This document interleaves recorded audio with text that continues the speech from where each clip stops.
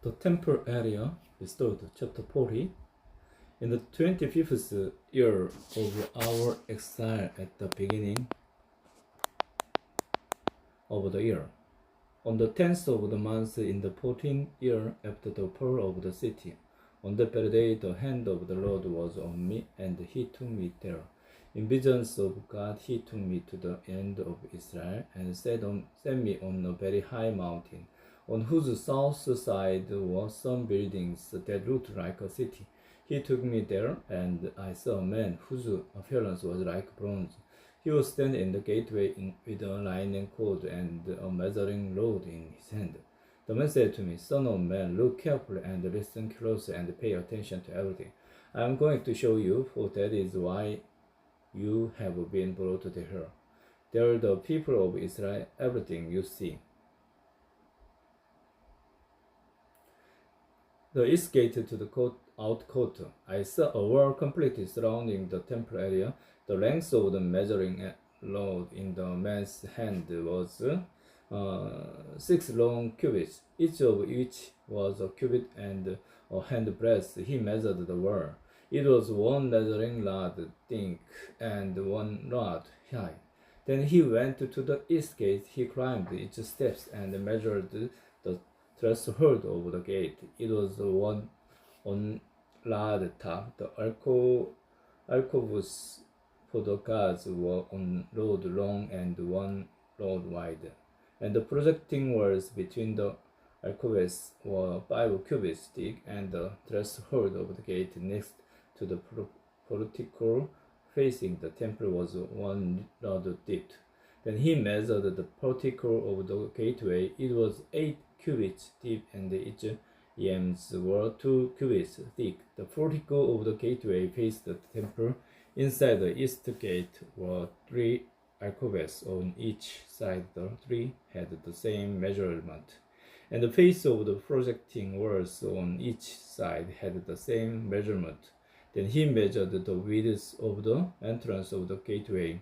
It was 10 cubits, and its length was 13 cubits. In front of each alcove was a wall 1 cubit high, and the alcoves were 6 cubits square. Then he measured the gateway from the top of the rear wall of the 1 alcove to the top of the opposite one. The distance was 25 cubits from one parapet opening to the opposite one. He measured along the faces of the projecting walls all around the inside of the gateway, 60 cubits. The measurement was up to the portico facing the courtyard. The distance from the entrance of the gateway to the far end of each portico was 50 cubits. The alcoves and the projecting walls inside the gateway were surmounted by narrow parapet openings all around. As was the portico, the openings all around faced inward. The face of the projecting walls were decorated with palm tree.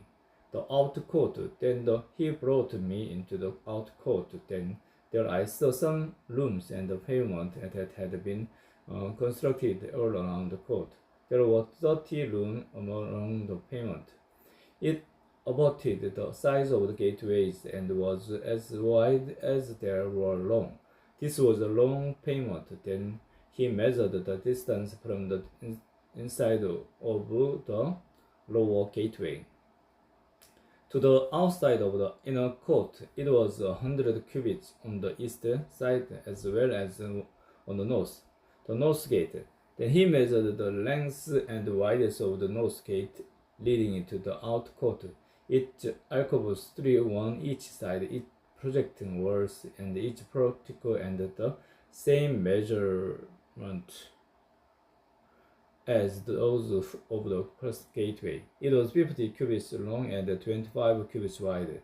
Its openings, its portico, and its palm trees decorated the same measurement as the of the gate facing east. 7 steps led up to its portico. Opposite them there was a gate to the inner court facing the north gate, just as there was on the east. He measured from one gate to the opposite one. It was 100 cubits.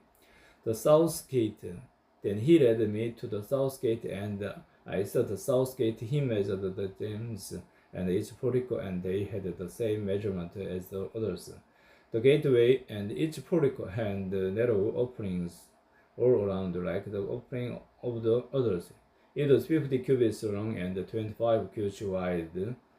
7 steps led up to it. Each portico opposite them. It had palm tree decoration on the faces of the projecting walls of each side.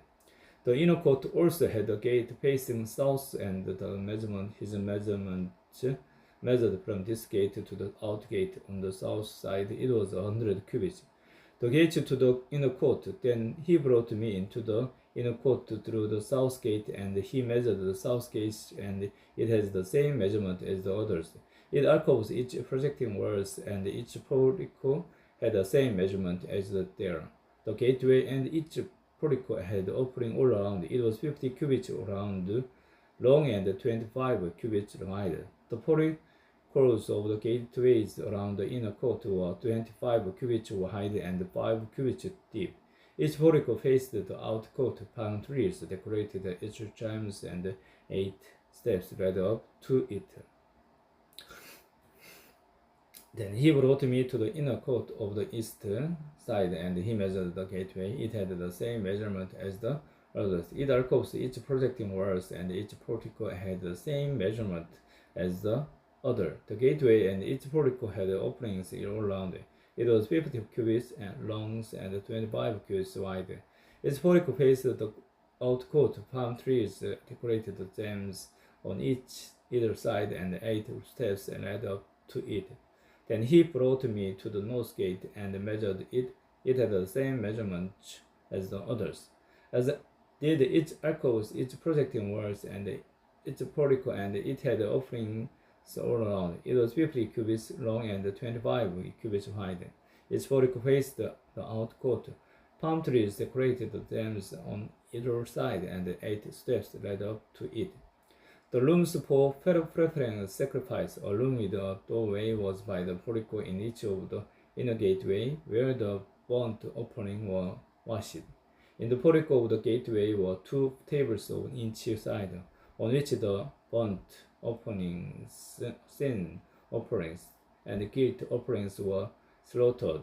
By the outside wall of the portico of the gateway, near the steps at the entrance of the north gate, were 2 tables, and on the other side of the steps were 2 tables. So there were 4 tables on one side of the gateway, and 4 on the other 8 tables in all, on which the sacrifice was slaughtered. There were also 4 tables of distressed stone for the burnt offering, each a cubit and a half long.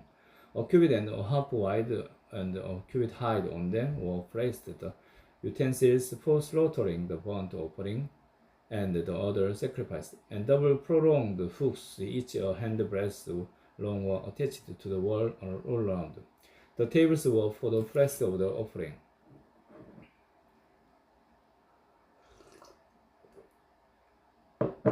The rooms for the priests. Outside the inner gate, within the inner court, were 2 rooms, one at the side of the north gate and facing south, and another at the side of the south gate and facing north. He said to me, the room facing south is for the priest who guards the temple, and the room facing north is for the priest who guards the altar. These are the sons of Zadok, who are the only Levites who may draw near to the Lord to minister before him. Then he measured the court. It was square 100 cubits long and 100 cubits wide, and the altar was in front of the temple, the new temple. He brought me to the portico of the temple and measured the gems of the portico. There were 5 cubits wide on either side. The width of the entrance was 14 cubits, and each projecting walls were 3 cubits wide on either side. The portico was 24 cubits wide and 12 cubits from front to back. It was reached by a flight of stairs, and there were pillars on each side of the gems.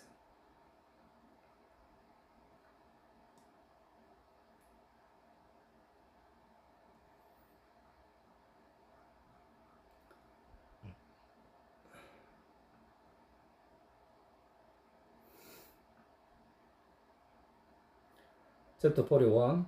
Then the man brought me to the main hall and measured the gems. The widest of the gems was 6 cubits on each side. The entrance was 10 cubits wide and the projecting wall on each side.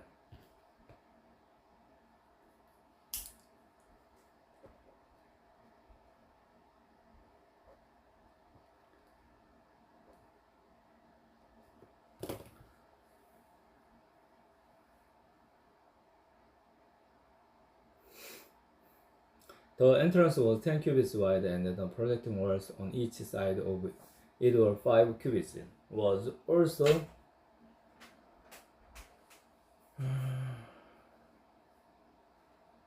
He also measured the main hall and it was 40 cubits long and 20 cubits wide. Then he went into the inner sanctuary and measured the gems of the entrance. Each was 2 cubits wide. The entrance was 6 cubits wide, and the projecting walls on each side were 7 cubits wide. And he measured the length of the inner sanctuary. It was 20 cubits, and its width was 20 cubits across the end of the main hall.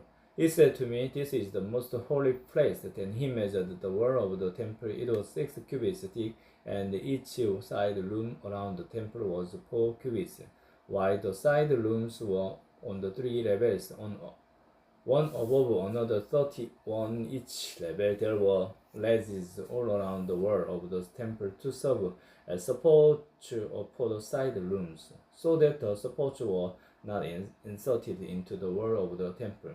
The side rooms all around the temple were wide at each successive level. The structure surrounding the temple was built in its standing stage, so that the room widened as one went onward. A stairwell went up from the lowest floor to the top floor through the middle floor. I saw that the temple had a raised base all around it, forming the foundation of the side rooms. It was the length of the lot, 6 long cubits. The outer wall of the side rooms was 5 cubits thick. The open area between the side rooms of the temple and the priest's rooms was 20 cubits wide all around the temple. There were entrances to the side rooms from the open area, one on the north and another on the south, and the base of the zoning, the opening area was 5 cubits wide all around. The building facing the temple courtyard on the west side was 70 cubits wide. The wall of the building was 5 cubits thick all around, and its length was 90 cubits. Then he measured the temple. It was 100 cubits long, and the temple courtyard and the building with its walls were also 100 cubits long. The width of the temple courtyard on the east, including the front of the temple, was 100 cubits. And he measured the length of the building facing the courtyard at the rear of the temple, including its galleries on each side. It was 100 cubits, the main hall, the inner sanctuary, and the portico facing the court, as well as the thresholds and the lateral windows and galleries around the 3 of them. Everything around and including the threshold was covered with wood. The floor, the wall up to the windows, and the windows were covered. In the space above the outside of the entrance to the inner sanctuary and on the walls at regular intervals all around the inner and outer sanctuary were carved cherubim and palm trees. Palm trees alternated with cherubim. Each cherub had 2 faces, the face of a human being toward the palm tree on one side and the face of a lion toward the palm tree on the other. They were carved all around the whole temple, from the floor to the area above the entrance. Cherubim and palm trees were carved on the wall of the main hall. The main hall and rectangular door frame and the one at the front of the most holy place was similar. There was a wooden altar 3 cubits high and 2 cubits square. Its corner, its base, and its side were of wood. The man said to me, "This is the table that is before the Lord." Both the main hall and the most holy place had double doors. Each door had 2 levels, 2 hinged levels for each door, and On the doors of the main hall were carved cherubim and palm trees like those carved on the walls. And there was a wooden overhang on the front of the portico. On the side walls of the portico were narrow windows with palm trees carved on each side. The side rooms of the temple also had overhangs.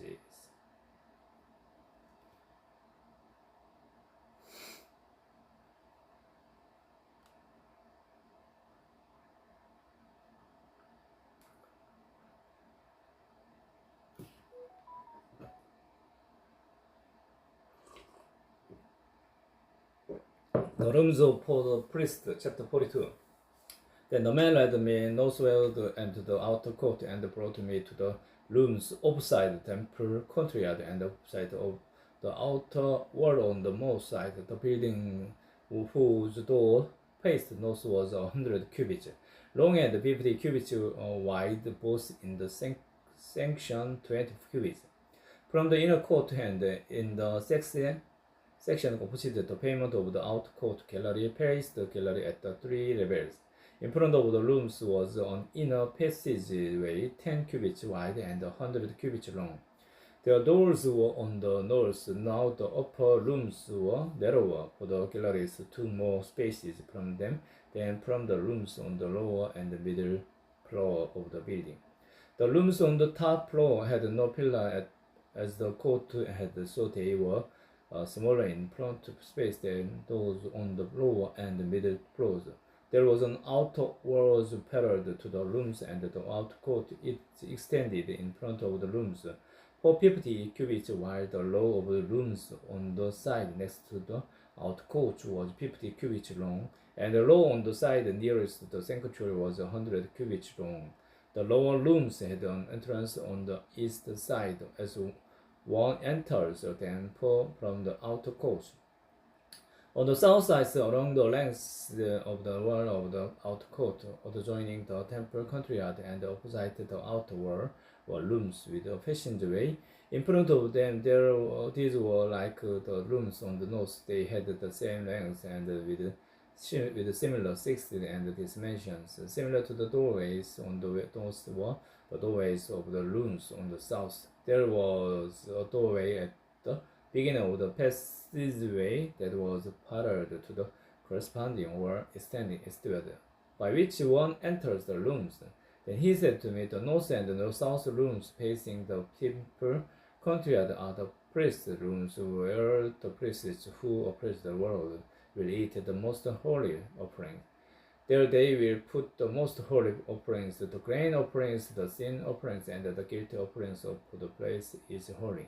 Once the priest enter the holy present, they are not to go into the outer court until they leave behind the garment in which they ministers. For these are holy, they are to put on other clothes before they go near the places that are for the peoples. When he had finished measuring what was inside the temple area, he led me out by the east gate and measured the area all around. He measured the east side with the measuring rod. It was 500 cubits. He measured the north side. It was 500 cubits by the measuring rod. He measured the south side. It was 500 cubits by the measuring rod. Then he turned to the west side and measured. It was 500 cubits by the measuring rod. So he measured the area on all four sides. It has the wall around it 500 cubits long and 500 cubits wide, to separate the holy from the common.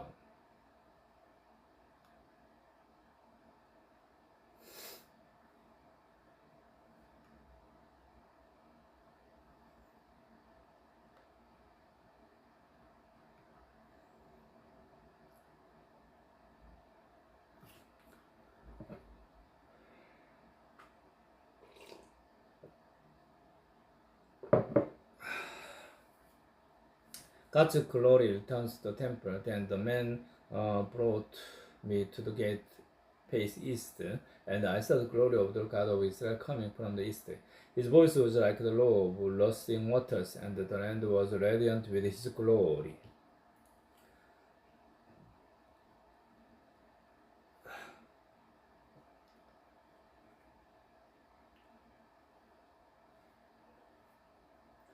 The vision I saw was like the vision I had seen when he came through the city, and like the visions I had seen by the Kedar river, and I fell face down. The glory of the Lord entered the temple through the gate facing east. Then the Spirit lifted me up and brought me into the inner court, and the glory of the Lord filled the temple.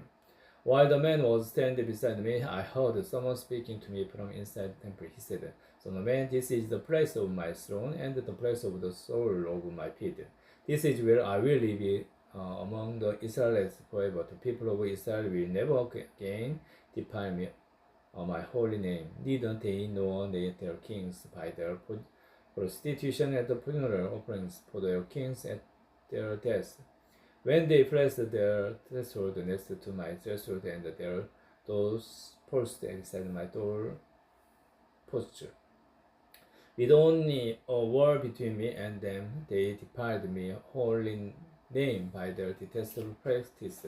So I stood in my anger. Now let them put away from me their prostitution at the funeral offering for the kings, and I will live among them forever. Son of man, describe the temple to the people of Israel, that they may be ashamed of their sins.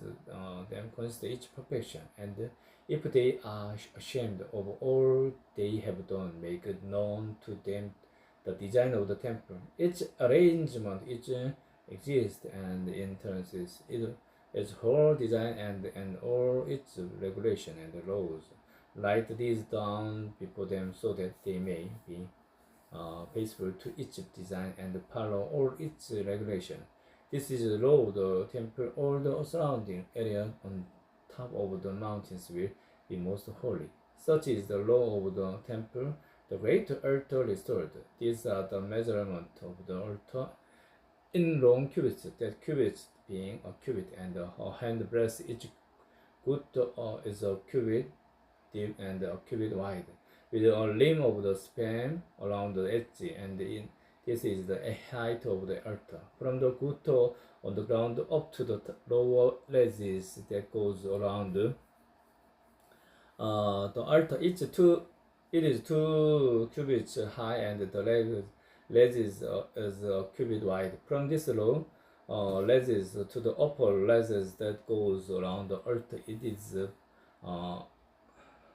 4 cubits high, and the ledges is also a cubit wide. Above that, the altar height is 4 cubits high, and 4 horns projection upward from the head. The altar height is scale 12 cubits long and 12 cubits wide. The upper ledges also is scale 14 cubits long and 14 cubits wide. All around the altar is a gutter of long cubits with a rim of a half of cubit. The steps of the altar face east. Then he said to me, "Son of man, this is what the sovereign law says. This will be the regulation for sacrificing burnt offering and spreading blood against the altar when it is built. You are to give a young bull as a sin offering to the Levitical priest of the family of Zadok, who come near to minister before me, declares the sovereign Lord. You are to take some of each blood and put it on the 4 horns of the altar and on the 4 corners of the upper ledges and all around the rim, and so purify the altar and make atonement for it. You are to take the bull for the sin offering and burn it in the designated part of the temple area outside the sanctuary. On the second day, you are to offer a male goat without defect for sin offering, and the altar is to be purified, and it was purified with the bull. When you have finished purifying it, you are to offer a young bull and a lamb from the flock, both without defect. You are to offer them before the Lord, and the priests are to sprinkle salt on them and sacrifice them as a burnt offering to the Lord. For 7 days you are to provide a male goat daily for sin offering. You are also to provide a young bull and a lamb from the flock, both without defect. For 7 days they are to make atonement for the altar and cleanse it. Thus they will dedicate it at the end of the days. From the 8th day on, the priests are to present your burnt offering and fellowship offering on the altar. Then I will accept you, declares the sovereign Lord.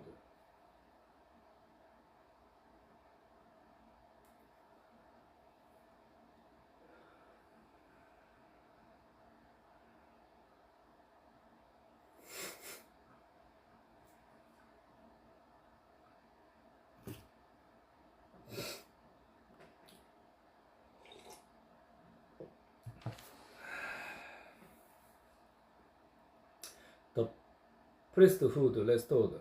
Chapter 44. Then the man brought me back to the out gate of the sanctuary, the one facing east, and it was shut. The Lord said to me, This gate is to remain shut. It must not be opened. No one may enter through it. It is to remain shut, because the Lord, the God of Israel, has entered through it. The princess himself is the only one who may sit inside the gateway to eat the presence of the Lord. He is to enter by the way of the portico of the gateway and go out the same way. Then the man brought me by the way of the north gate to the front of the temple. I looked and saw the glory of the Lord filling the temple of the Lord, and I fell face down.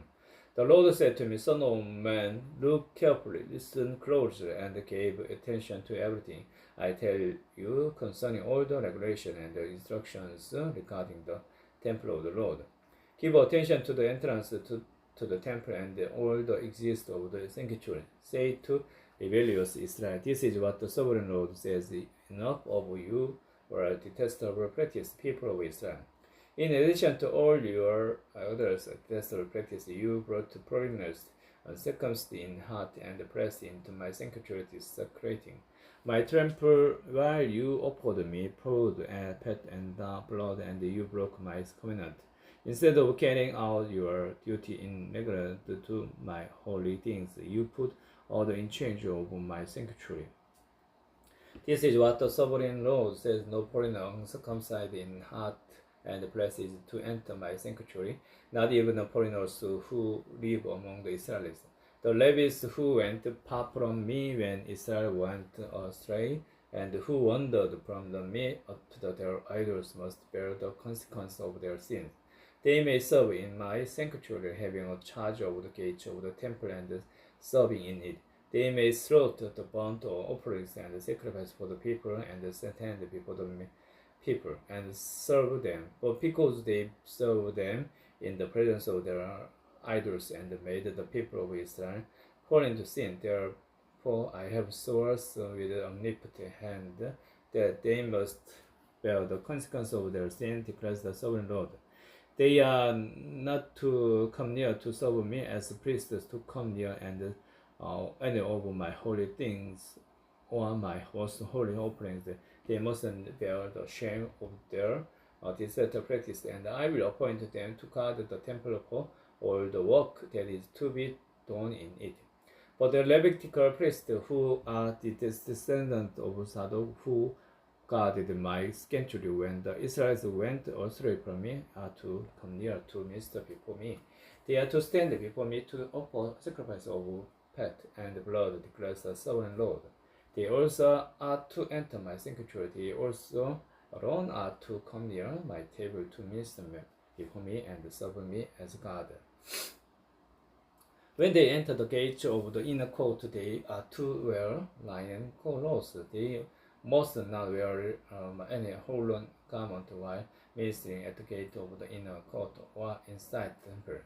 They are to wear linen turbans on their heads and linen garments around their waists. They must not wear anything that makes the person.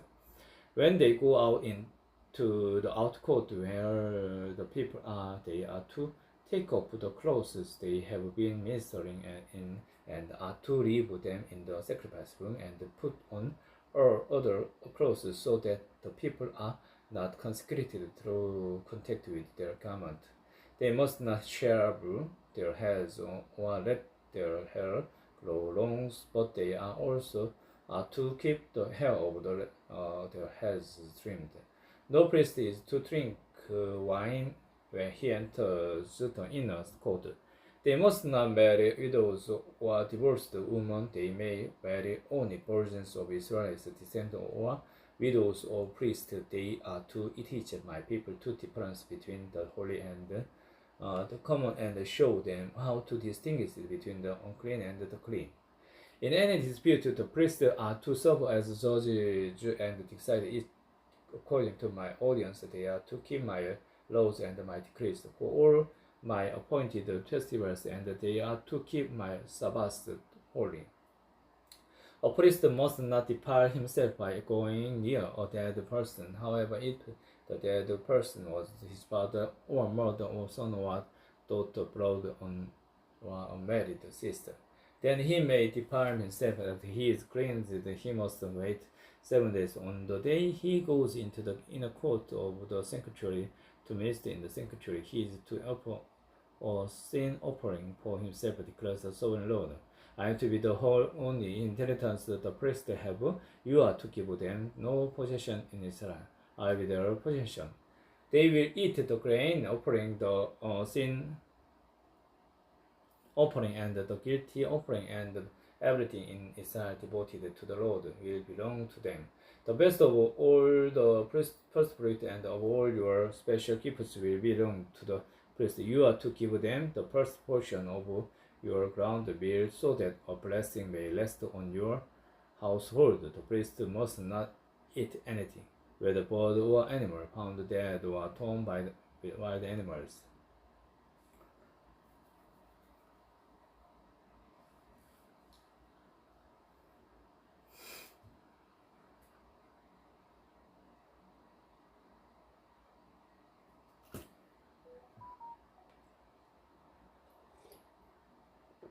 Israel fully restored, chapter 45. When you allot the land as an inheritance, you are to present to the Lord a portion of the land as a sacrifice district, 25,000 cubits long and 20,000 cubits wide. The entire area will be holy.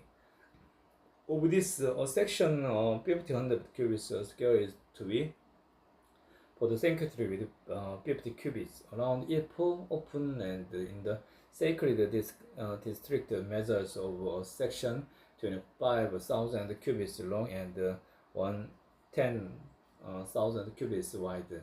In it will be the sanctuary, the most holy place. It will be the sacred portion of the Lord, land for the priest who minister in the sanctuary and who draw near to minister before the Lord. It will be a place for their houses as well as a holy place for the sanctuary.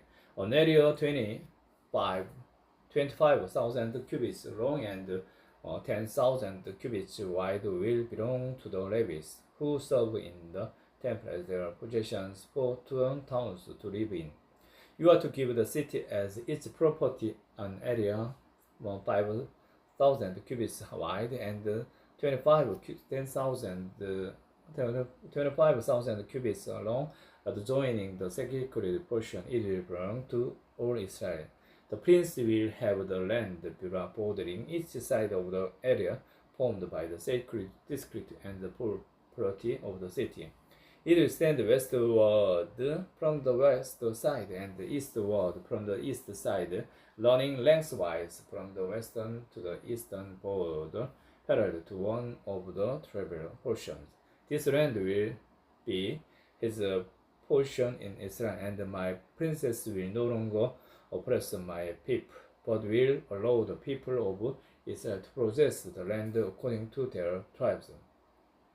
This is what the sovereign Lord says. You have gone far in the presence of Israel. Give up your violences and oppressions and do what is just and right.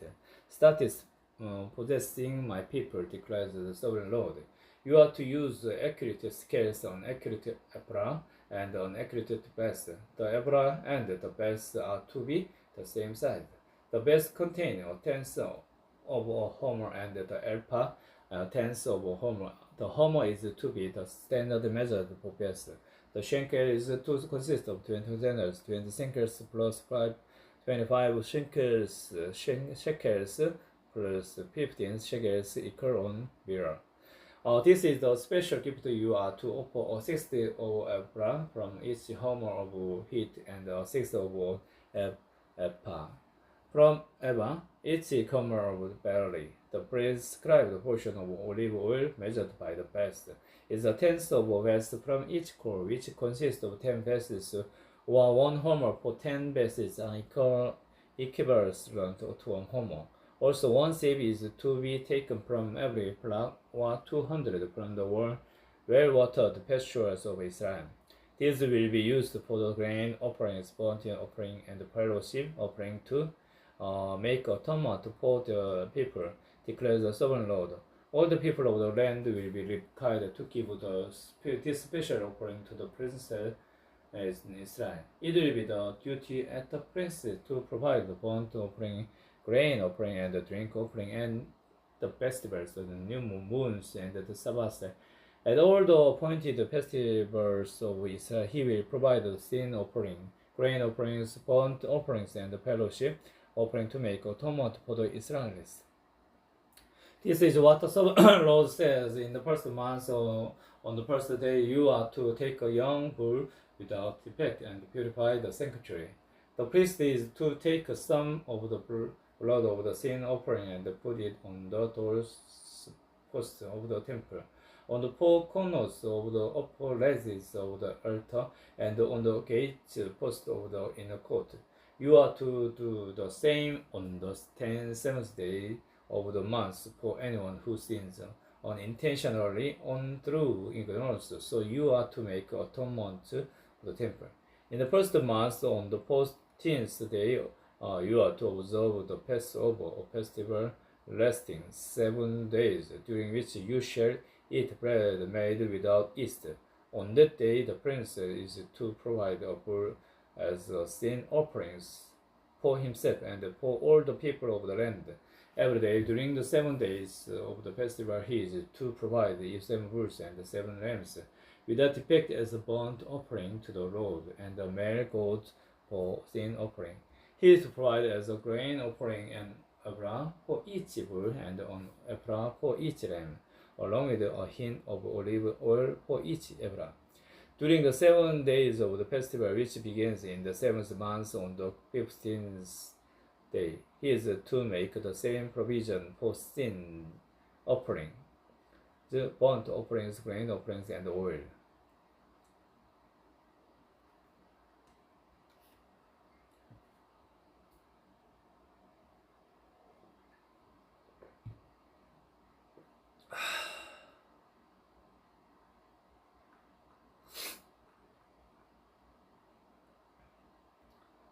Chapter 46. This is what the sovereign Lord says: the gate of the inner court facing east is to be shut on the 6th working days. But on the Sabbath days, on the day of the new moon, it is to be opened. The prince is to enter from the outside through the portico of the gateway and stand by the gate post. The priest are to sacrifice his burnt offering and his fellowship offering. He is to bow down in worship at the threshold of the gateway and then go out. But the gate will not be shut until evening. On the Sabbath and the new moons, the people of the land are to worship in the presence of the Lord at the entrance of the gateway. The burnt offering the prince brings to the Lord on the Sabbath days is to be 6 male lambs and a lamb without defect. The grain offering given with the lamb is to be an opera, and the grain offering with the lambs is to be as much as he pleases, along with a hint of olive oil for each ephah. On the day of the new moon, he is to offer a young bull, 6 lambs, and a lamb, all without defect. He is to provide as a grain offering on ephah with the bull, on ephah with the lamb, and with the lambs as much as he wants to give, along with a hint of oil for each ephah. When the prince enters, he is to go through the portico of the gateway, and he is to come out the same way. When the people of the land come before the Lord at the appointed festivals, whoever enters by the north gate to worship is to go out to the south gate. and whoever enters by the south gate is to go out the north gate. No one is to return through the gate by which they entered, but each is to go out the opposite gate. The prince is to be among them, going in when they go in, and going out when they go out. At the feast and the appointed festivals, the grain offering is to be on Abra with a bull, on Abra with a lamb, and with the lambs as much as he pleased, along with a hin of oil for each Abra. When the prince provides a free will offerings to the Lord, whether a burnt offering of fellowship offerings, the gate facing east is to be opened for him. He shall offer his burnt offering or his fellowship offering as he does on the Sabbath day. Then he shall go out, and after he has gone out, the gate will be shut. Every day you are to provide a year-old lamb without defect for burnt offering to the Lord. Morning by morning you shall provide it. You are also to provide with it morning by morning a grain offering consisting of a sixth of an ephah, with a third of a hin of oil to moisten the floor. The presenting of this grain offering to the Lord is a lasting audience. So the lamb and the grain offering and the oil shall be provided morning by morning for a regular burnt offering. This is what the sovereign law says. If the prince make a gift from his inheritance to one of his sons, it will also belong to his descendants. It is to be their property by inheritance. If, however, he makes a gift from his inheritance to one of his servants, the servant may keep it until the year of freedom. Then it will revert to the princess. His inheritance belongs to his sons only. It is theirs. The princess must not take any of the inheritance of the people, driving them off their property. He is to give his sons their inheritance out of his own property, so that not one of my people will be separated from their property. Then the man brought to me through the entrance at the side of the gate to the sacred rooms facing north, which belonged to the priest, and showed me a place at the western end.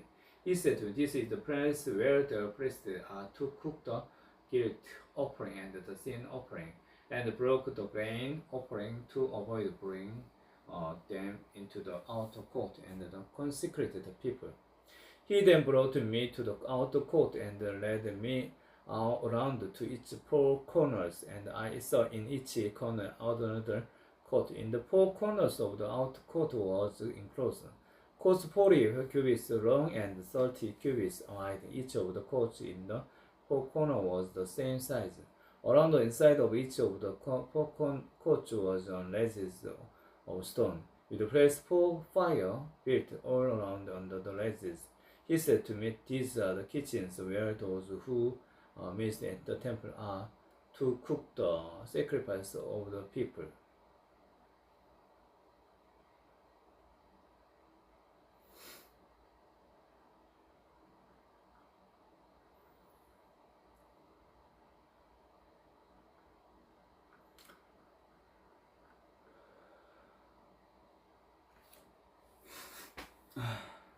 The river from the temple. Chapter 47. The man brought me back to the entrance of the temple, and I saw water coming out from under the threshold of the temple toward the east.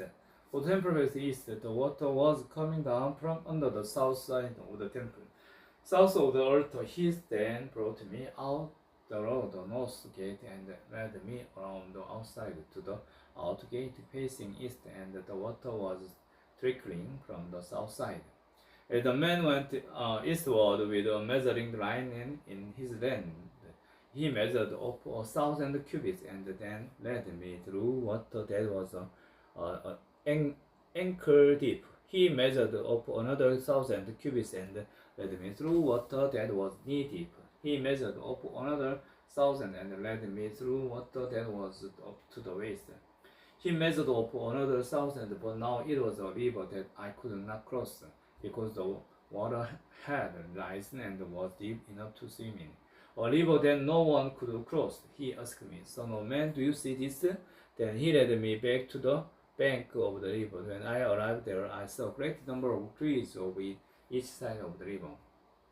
He said to me, this water flows toward the eastern region and goes down into the Araba, where it enters the Dead Sea. When the heated part empties into the sea, the salty water there becomes plastic. Swarms of living creatures will live wherever the river flows. There will be large numbers of fish because this water flows there and make the salt water plastic. So where the river flows, everything will live. Fishermen will stand along the shore from the Engedi to England. There will be place for spreading gay nets. The fish will be of many kinds, like the fish of the Mediterranean Sea. But the swamps and marshes will not be compressing. They will be left for salt fruit. Trees of all kinds will grow on both banks of the river. Their leaves will not wither, nor will their fruit fail. Every month they will bear fruit because the water from the sanctuary flows to them. Their fruit will serve for flood, and their leaves for healing. The boundaries of the land. This is what the sovereign Lord says. These are the boundaries of the land. Then you will divide among the 12 tribes of Israel as their inheritance with 2 portions for yourself. You are to divide it equally among them, because I swore with an omnipotent hand to give it to your ancestors. This land will become your inheritance. This is to be the boundary of the land. On the north side, it will run from the Mediterranean Sea by the headlong road past Lebo, Hamas of Zedad, Berodan and Sibrim, which lies on the border between Damascus and Hamas.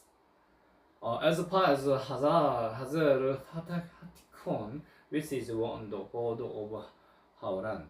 The boundary will extend from the sea to the Hazar Ahan along the northern border of Damascus, with the border of the Hamas to the north. This will be the northern boundary. On the east side, the boundary will run between Hauran and Damascus along the Jordan between Gilead and the land of Israel to the Dead Sea, and as far as Tamar, this will be the eastern boundary. On the south side, it will run from Tamar as far as the waters of Meriba, Kadesh, then along the Wadi of Egypt to the Mediterranean Sea. This will be the south boundary. On the west side, the Mediterranean Sea will be the boundary to a point opposite the river Hamas. This will be the western boundary. You are to distribute this land among yourselves according to the tribes of Israel. You are to allot is as an inheritance for yourselves and for the foreigners residing among you and who have children. You are to consider them as native-born Israelis. Along with you, they are to be allotted an inheritance among the tribes of Israel.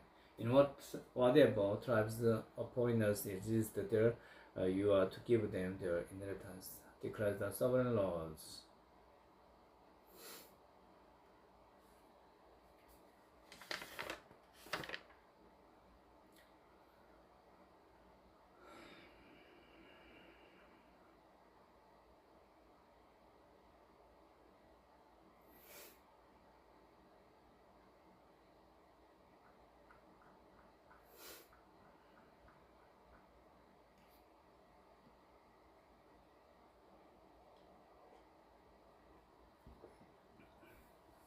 The division of the land, chapter 48. These are the tribes listed by name. At the northern frontier, then will have one portion. It will follow the headlong road to the river Hamas, Hazar Enan, and the northern border of the Damascus. Next to Hamas will be part of each border from the east side to the west. Azer will have one portion. It will be border the territory of Dan from east to east. Naphtali will have one portion. It will border the territory of Aser from east to west. Manasseh will have one portion. It will border the territory of Naphtali from east to the west.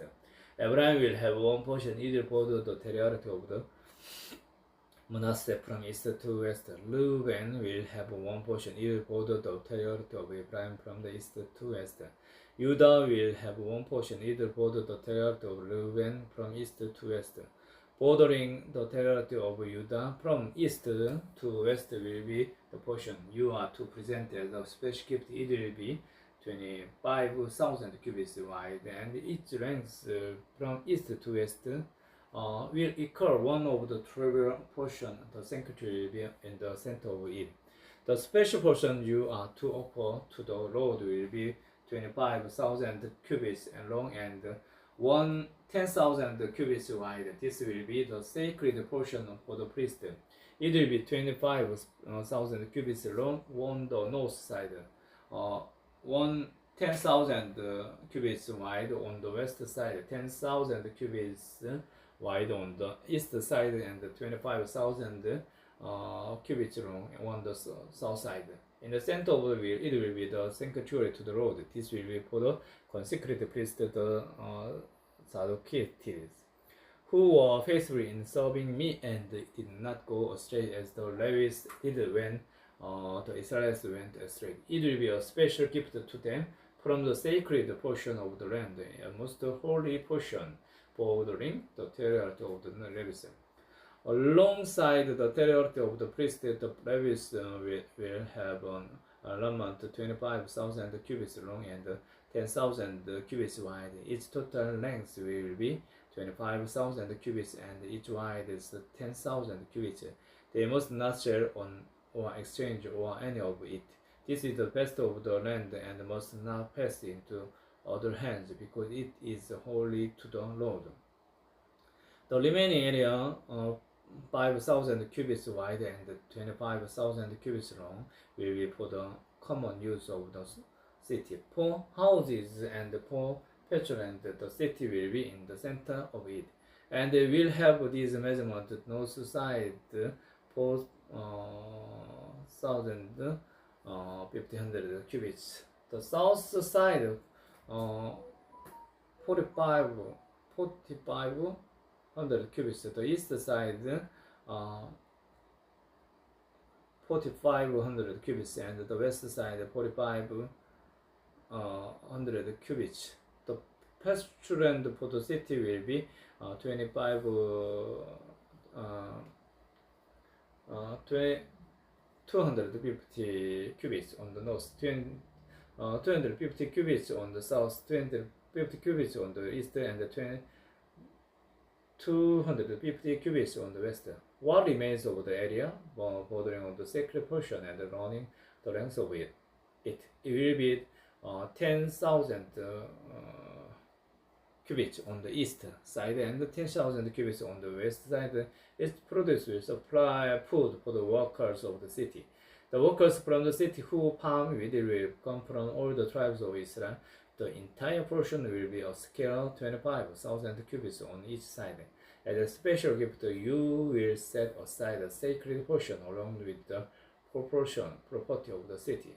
What remains on both sides of the area formed by the sacred portion and the property of the city will belong to the prince. It will extend eastward from the 25,000 cubits of the sacred portion to the west border, and the west side from the 25,000 cubits of the west border. Both these areas running the length of the trivial portions will belong to the prince, and the sacred portion will, the temple sanctuary will be in the center of them. So the property of the Levites and the property of the city will lie in the center of the sea area that belongs to the prince. The area belonging to the princess will lie between the border of the Judah and the border of Benjamin. As for the rest of the tribes, Benjamin will have one portion. It will extend from the east side to the west side. Simon will have one portion. It will border the territory of Benjamin from east to side. Issachar will have one portion. It will border the territory of Shimon from east to west. Zebulun will have one portion. It will border the territory of Issachar from east to west. Gad will have one portion. It will border the territory of Zebulun from east to west. The southern boundary of Gad will run south from Tamar to the waters of Meriba Kadesh, then along the Wadi of Egypt to the Mediterranean Sea. This is the land you are to allot as an inheritance to the tribes of Israel, and these will be the portion declares the sovereign Lord, the gates of the new city. These will be the east of the city beginning of the north side, which is 4,500 cubits long. The gates of the city will be named after the tribes of Israel. The trees gate on the north side will be the gate of Reuben, the gate of Judah, and the gate of Levi on the east side, which is 4,500 cubits long, will be three gates: the gate of Joseph, the gate of Benjamin, and the gate of Dan. On the south side, which measures 45,000 cubits, will be three gates: the gate of Simon, the gate of Issachar, and the gate of Zebulun. On the west side, which is 4,500 cubits long, will be three gates: the gate of Gad, the gate of Azer, and the gate of the Naphtali. The distance all around will be 118,000 cubits, and the name of the city from that time on will be the Lord is here. Amen.